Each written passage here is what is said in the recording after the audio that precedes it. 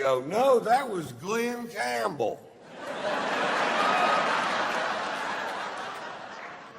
Hey, a lot of things smell like strippers.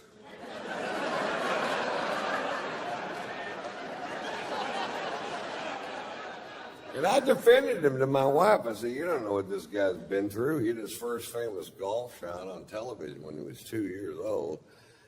You don't know what his home life's like. You can't judge the guy because he made one mistake. Then he gets caught with number 13, 14, 15, 16. I started going, God damn, Tiger, come on, buddy. And it got to the point where every time he got caught with another woman, my wife would go like this. What? I don't even know the fucking guy.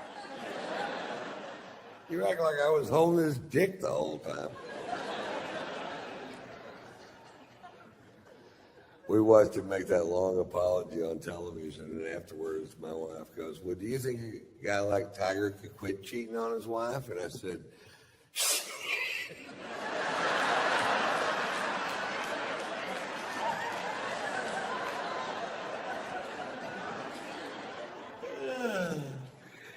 you bet. What you know is bullshit, because you know as well as I do, if a guy likes Strange, getting him to quit wanting Strange is like getting a dog that likes to kill chickens to quit killing chickens. They don't even know what you're talking about. You gotta quit killing chickens. All right, let me see if I got this straight.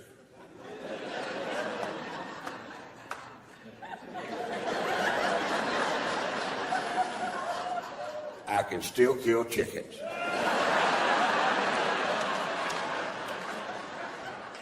No, you can't kill chickens anymore.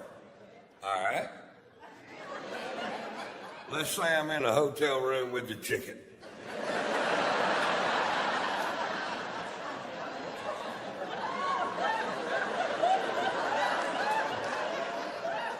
Let's say the chicken just wants to touch me. Can I kill that chicken? No? My wife told me all women want the same thing. They want to marry somebody who will never have sex with anybody else, no matter what. And I said, well, then maybe you should consider marrying somebody that nobody else wants to fuck. If it means that much to you. Don't marry the most famous golfer in the world. Marry the most famous frisbee golfer in the world. Ain't no land to fuck that dude.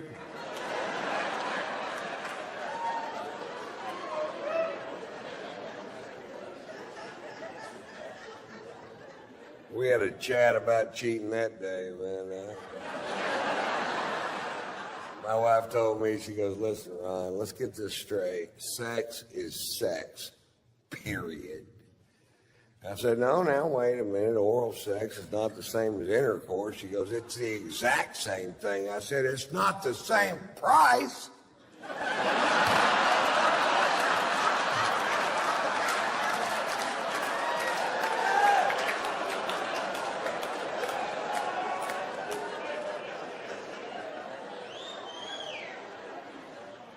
I heard that on the radio.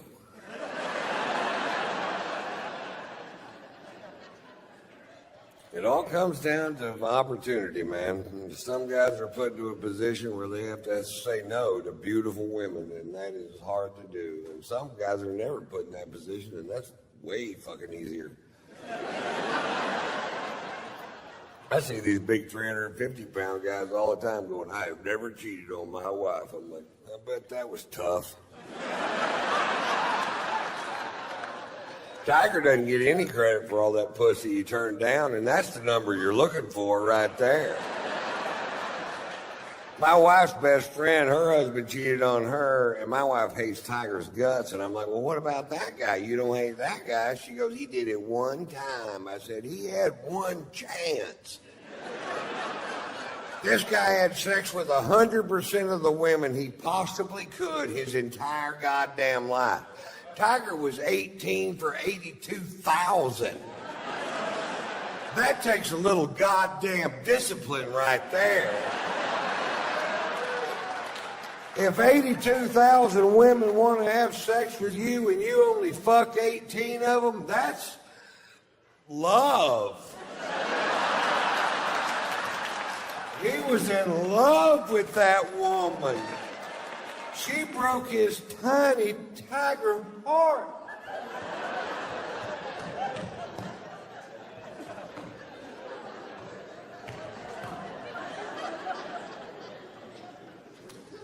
He lost all those sponsors, which never made sense to me because his core fan base is men. I don't know, one guy in America gave him a fiddler's fuck what he did.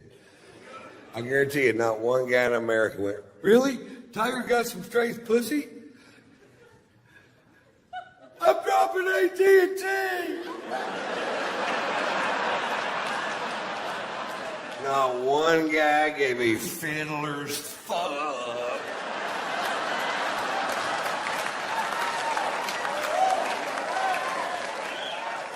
Now, when they were around their wives, they'd act like they gave a fiddler's fuck, get all foghorn, leghorn.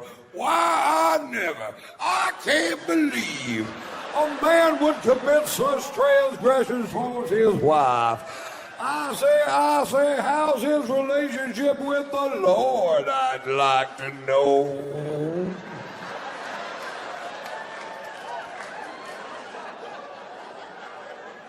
Then as soon as they're around their buddies, they're like, wonder what kind of cologne he wears.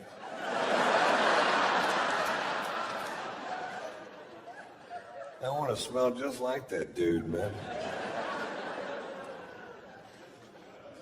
He lost so many sponsors, I'm thinking about bringing him over to Ron White Inc. And not because we need a new face for the company. I'd just love to have somebody around the house to fade the heat when I fuck up. Ron White, you're the most selfish prick I have ever met in my life. Tiger, get in here. You tell her what you did.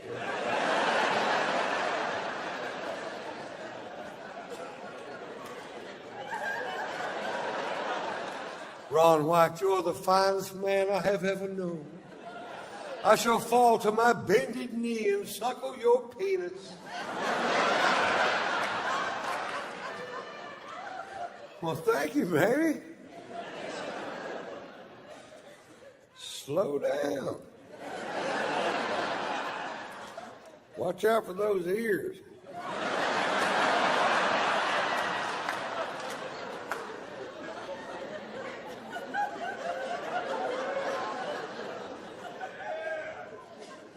My New Year's resolution this year was to lose some weight and try to get in better shape. And I was working out yesterday, and I hurt my fat.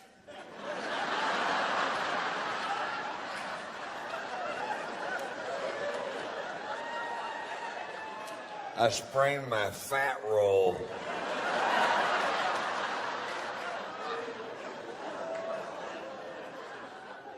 Everybody in my camp's on my ass about taking better care of myself. I'm like, what?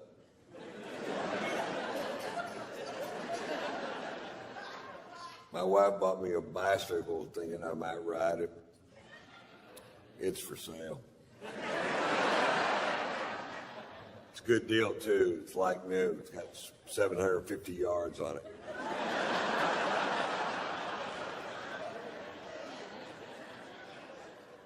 My wife wants me to start doing yoga with her, and I said, wait, baby, I'm not that flexible. And she goes, you can bend over and touch your toes, can't you? I said, the only way I can touch my toes, somebody cuts them off and hands them to me.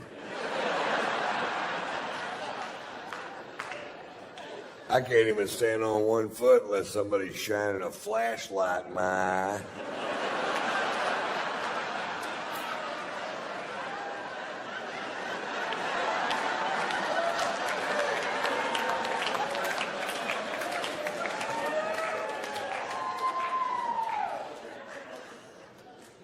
I thought this was funny. We were at my wife's yoga school the other day, and They have a vegan restaurant there, and my wife goes, "Why don't we eat here? We've never eaten here." I said, "Fine, let's eat here, because this dick won't suck itself." It's all about compromise, folks. And I take my tray around to all the bean sprout piles, and I get to the cash register, and my tray is empty. And the purple dreadlocked kid that runs the cash register goes, "Mr. White, aren't you going to have something for lunch?" And I said, "There's just nothing here that I eat." And he picks up a piece of carrot cake wrapped in cellophane, and he hands it to me. He goes, "Try this. It's vegetarian." The carrot cake is vegetarian? Yeah. So you mean to tell me there's no ham in this? Because my mother makes a meat lover's carrot cake. It's got sausage, pepperoni, hamburger meat. Not really heart healthy. She serves it with a Lipitor and a stent.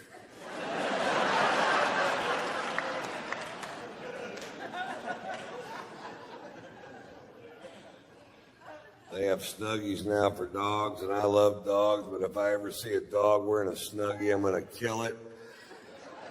Because that's what I think the dog would want me to do.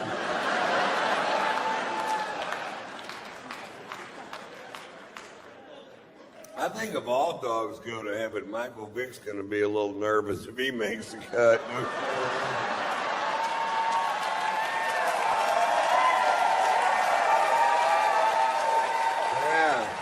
There's going to be an awkward pause at the pearly gates.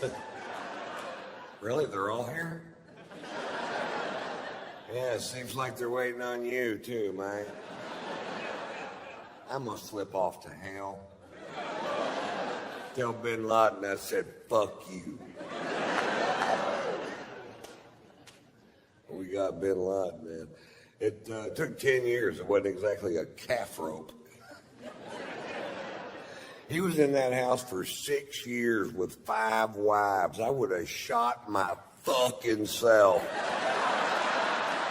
I'd have had my head out the window screaming at drones, going, "I'm over here!"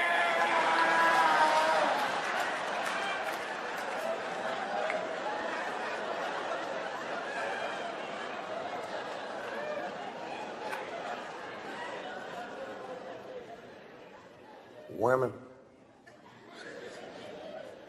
We have a little French bulldog named Pearl, and the other day my wife said, "I finally figured it out. That dog is jealous of me. That dog loves you so much, she can't stand it if I'm in the same room with you." And I said, "Oh, don't be ridiculous." And she walked into the kitchen, and when she did, Pearl jumped on my stomach and said, "I can have all your babies at the same time."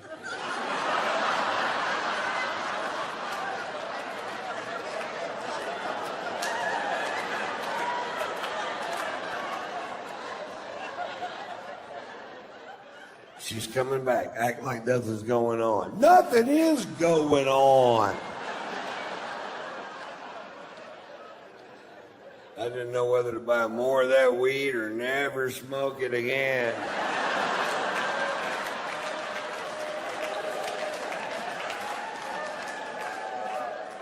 I went with A.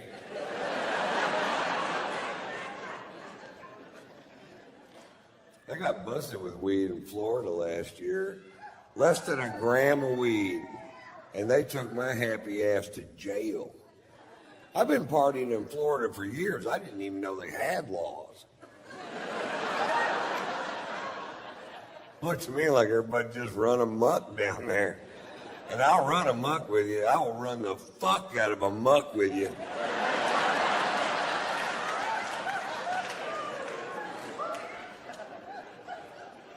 They took me to jail, man. And I'll tell you what happened. I fired these 2 pilots for being dickheads.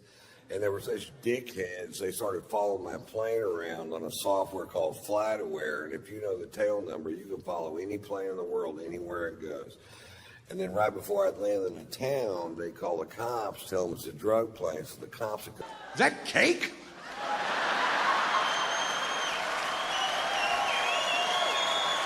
No!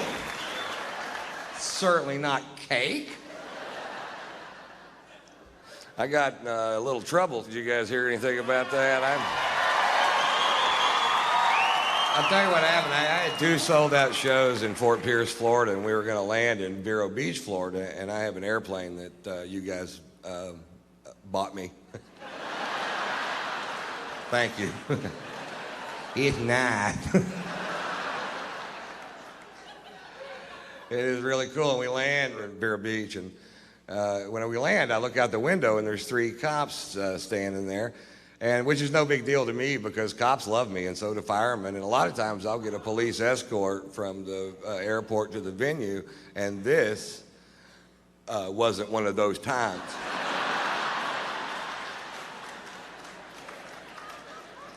I got out of the plane, and there was a cop there, and he said, "Mr. Wyatt, we've been told that there are drugs on this plane by an anonymous tip." And I said, "There are absolutely no drugs on that plane."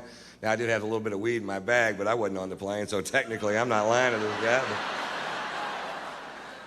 And, he goes, "Well, do you mind if we search the aircraft?" And I said, "You absolutely cannot search this aircraft unless you have probable cause, because I still have civil liberties, you know what I mean?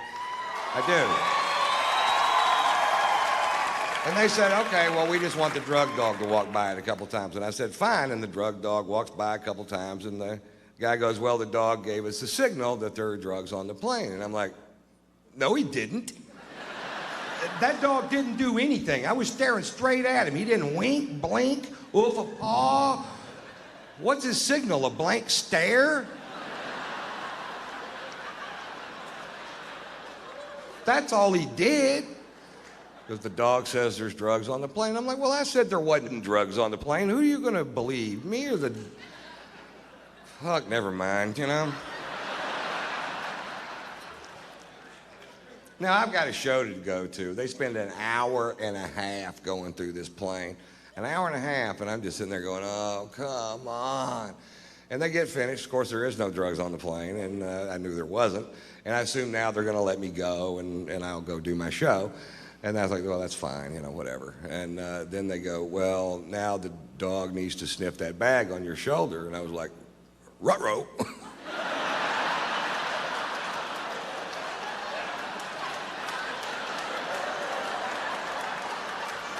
They found 7/8 of a gram of marijuana in my bag. Now, when I have 7/8 of a gram of marijuana, I consider myself to be out of marijuana. That is no weed. And it's medical marijuana. It was prescribed to me by a doctor in California where I live. And I told the cop that, and he said, "Well, what did you tell a doctor to get a prescription for marijuana?" And I said, "Well, the doctor said, 'Do you have any symptoms that marijuana helps alleviate?' And I said, 'Well, I get bummed when I run out of weed.' Marijuana cures that." They handcuffed me and put me in the back of a cop car and took me to jail. Now, I'm not whining about that. I broke the law. That's fine. But fuck, this is Florida. These cops drove by 3 meth labs and a dead hooker just to get there. They processed me through county jail. Now, for whatever reason, I had a bunch of cash on me. I'd been on the road for a while. And now they got to count it in front of me. And this guy comes over and he goes, "Hey, man, I'm going to have to count that money, and you're going to have to watch." And I'm like, "Fuck, not you." Fuck, no. This money's in banded $5,000 stacks. And he picks one of them up, and he goes, "1 Mississippi." He didn't really say Mississippi, but he fucking could have. 2 Mississippi. And I go, "You can't do it that way. It'll take forever. Just take the band off and start counting. 1, 2, 3, 4, 5. When you get to 50, that's 5,000. Then just start the next stack." And he goes, "That's a good idea." That's what he said.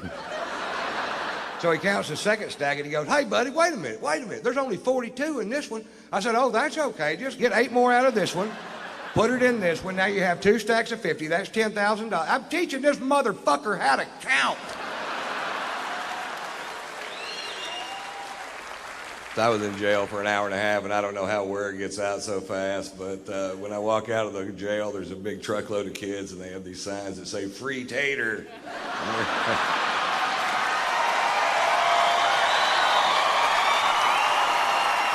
I've had the weirdest things happen lately. I just had to fly from LAX to Atlanta to see some lawyers and a dentist, the combination platter of wonderful days. And my plane was broken. And when my plane's broken, my friends do not give a shit. They're like, oh, poor baby. Is your plane broken? You have to take a commercial flight like every fucking buddy else. But it's not like it used to be, or either that or I'm losing touch, you know, because I'm standing in line, I got a first class ticket, and I get up to the front of the line, and there isn't anybody there. It's just a kiosk with a computer terminal, and I'm not good at computers, and I don't want to touch this thing because it's got grease and dirt, and what I can only pray to Jesus is meringue.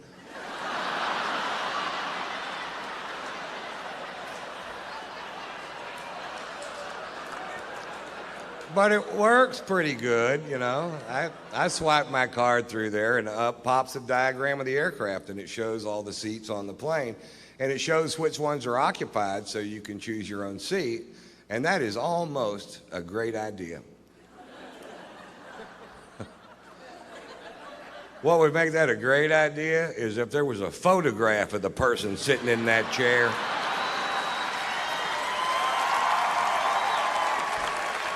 And about a 5-minute bio clip telling you a little bit about them and what their breath smells like.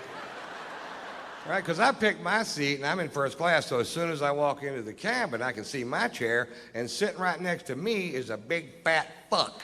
Now I know I'm heavy, but I'm not a big fat fuck. This guy was a big fat fuck, and part of him is in my chair. And I don't know if it's part of him I can sit on.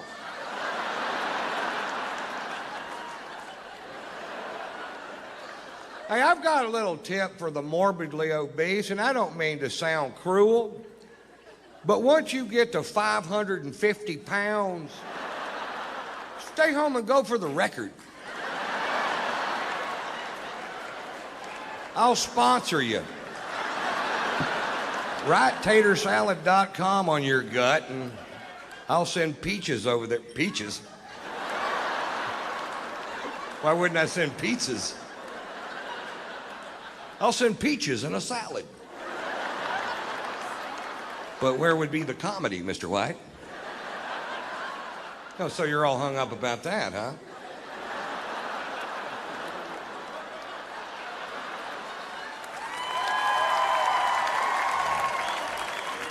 Okay, I'm just going to try to do that line right, just in case we decide to do it that way.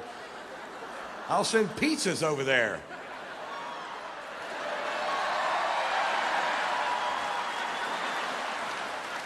Oh, that is funny. He said pizzas. Oh, Mr. White, boy, he's rich tonight. I get to Atlanta, and I check into the Ritz-Carlton Hotel, and the next morning I go to take a shower, and there's no hot water. And I call the front desk, and I tell the girl at the front desk, I said, there's no hot water. And the girl at the front desk said, sometimes there's no hot water.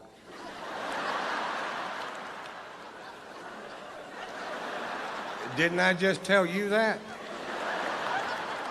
I said, I've stayed in $20 a night motels where water was so hot you could cook your nuts with it. He goes, well, every once in a while, everybody will wake up at the same time, and they all take a shower at the same time, and we just run smack out of hot water. You guys didn't think about that. They thought about it at the Motel 6. But that whole concept of people wake up in the morning with shit to do got right by the Ritz-Carlton Hotel.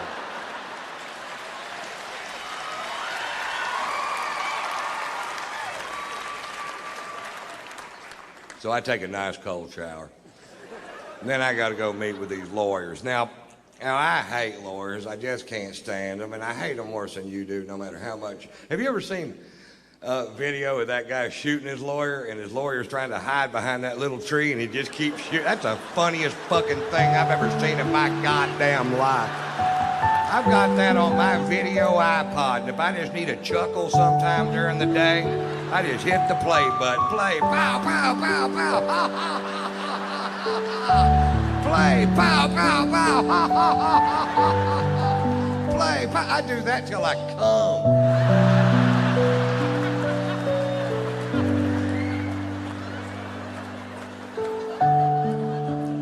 Then I got to go to the dentist. You see how my day's shaping up. Cold shower, lawyers, dentist, the trifecta of fucked up day. And I couldn't eat because of what I had to do there. So now it's 2:30 in the afternoon. Before I finish this story, will admit that I'm in a foul mood. My mouth is starting to hurt, and I haven't eaten all day. And I'm going to go eat lunch at this place called the Clubhouse. It's at Atlantic Square Mall in Buckhead. And I used to eat there all the time. I live in both cities, and I pull up. Now, all this out here used to be just regular parking, but now the whole thing is valet parking, so you can't just park your car and go get some food. You have to wait for this little prick in a little red truck to wake up. But he isn't going to wake up because he's got on headphones and mirrored sunglasses, and he's looking the other direction, watching these two girls walk down Peachtree Boulevard. And I can tell by the whole scenario that they're not going to be out of his line of sight for 20 minutes. There's nothing going to get in the way, so I'm like, fuck, do your job. And I decided, well, I'll just park the car myself. And the only space I saw was right next to his truck. And I'm going to park the car myself. And then once he sees I'm going to park the car myself, he jumps out of his truck and he gets militant. And he jumps in front of my Range Rover and he puts his hands on the hood. And he goes, nobody parks their own car in this parking lot. I park the cars in this parking lot. Well, I rolled down my window and very politely said, get out of my fucking way.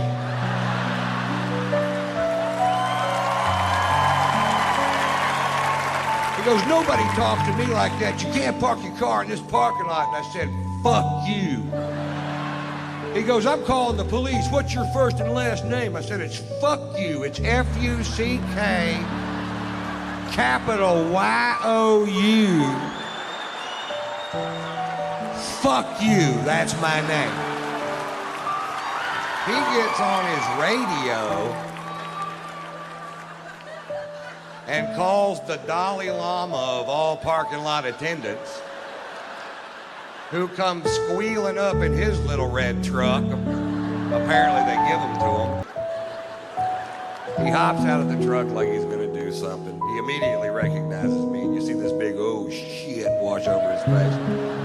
He literally shoves this kid out of the way and starts apologizing. He said, Mr. White, I am sorry. I said, listen, this kid's not doing his job. He's an insolent little piece of shit. He needs to have his ass reamed. He goes, Mr. White, he's going to have his ass reamed by me and my boss and my boss's boss. And I was like, well, I had no idea the chain of command went that deep in the parking lot.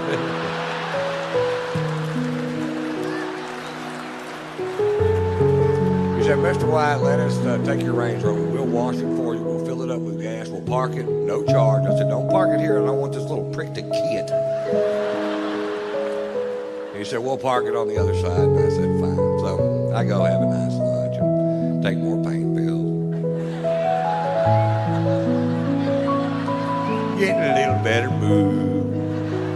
Just had my gums scraped, you know. So I walk outside and my Range Rover is shining like a new penny, and I hop in and I fire it up and it's full of gas. I could have left.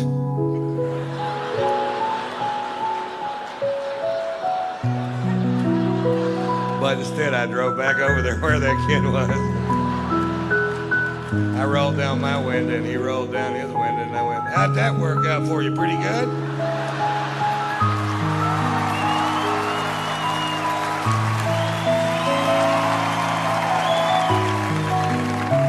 And here's the moral of that story. Don't fuck with me when I hadn't been drinking.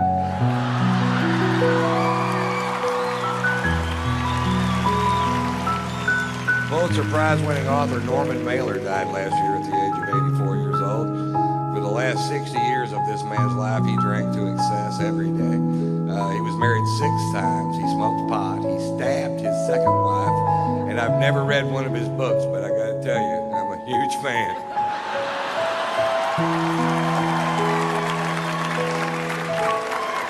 We've had a blast since we've been here, man. I tell you, we went out last night. I got so drunk. I woke up this morning